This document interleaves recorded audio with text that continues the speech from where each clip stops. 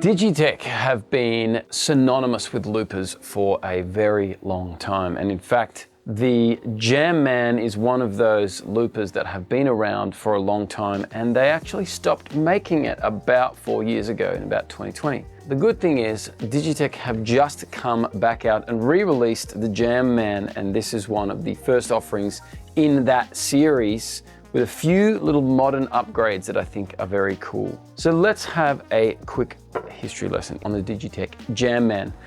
In the 1980s, the Digitech released the PDS 8000, I'm pretty sure it was called, that allowed for 8 seconds of looping to be included in the delay that was recording.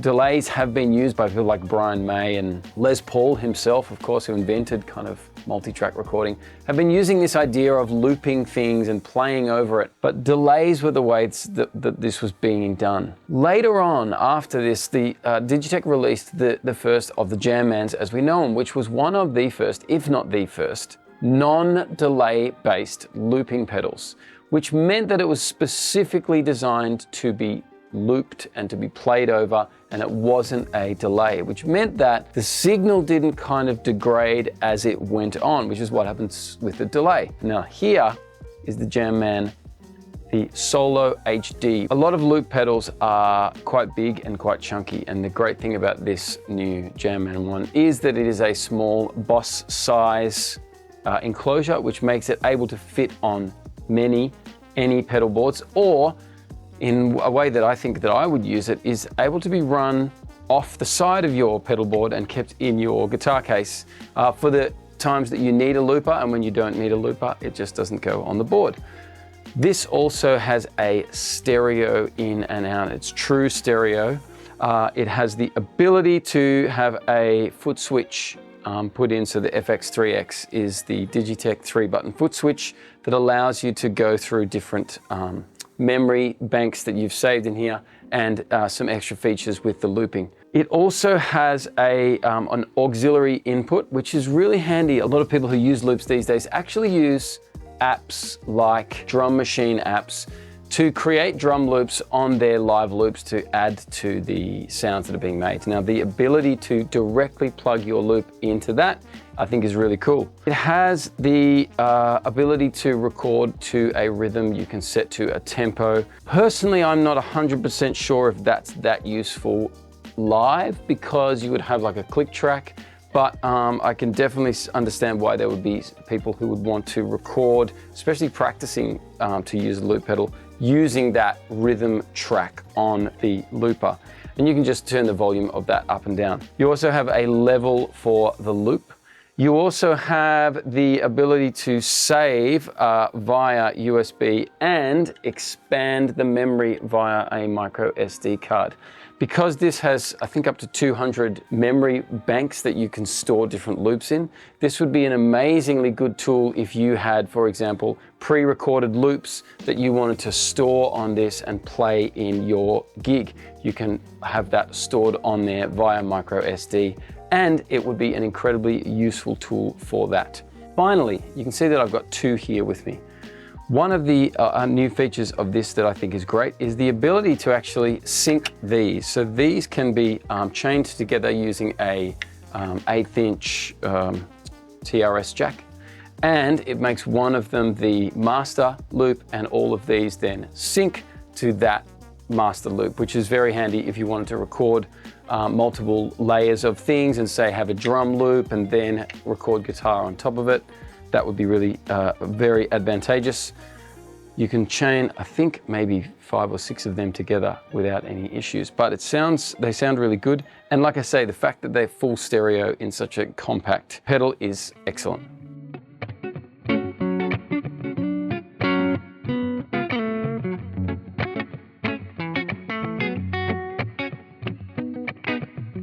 Something to be aware of when thinking about how you might use the JamMan Solo HD is that it does require 350 milliamps of power. Now, Digitech have been very good and provided a power supply with this unit, but something to keep in mind if you are thinking about adding this to a pedal board. Do you have enough power on your pedal board?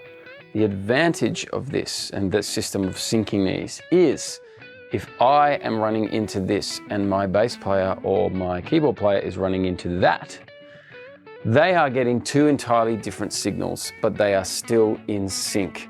That's where the advantage of something like this is really, really good, because that ability to have multiple instrumentalists on stage synced to each other is, something that a lot of other loopers don't offer that functionality. Another fun little feature of the JamMans here is this reverse feature. So let's record something.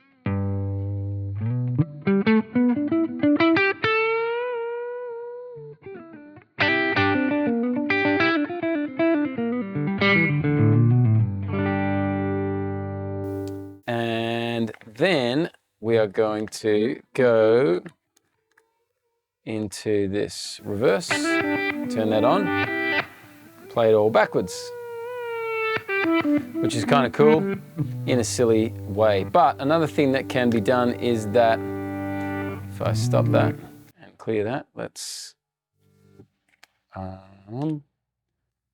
to reverse and let's turn that one off, but let's turn reverse on this one over here. I'm going to turn that one on. All right, let's record our master loop here.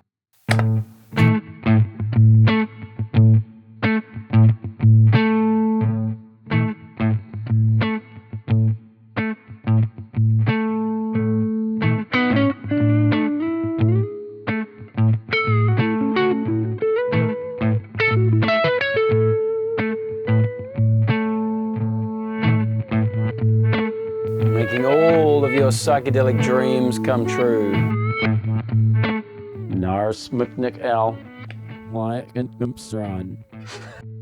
This has a few other features in there, including the ability to save and store loops and to change tempos and add different rhythms and load pre-recorded loops that you've made onto the pedal.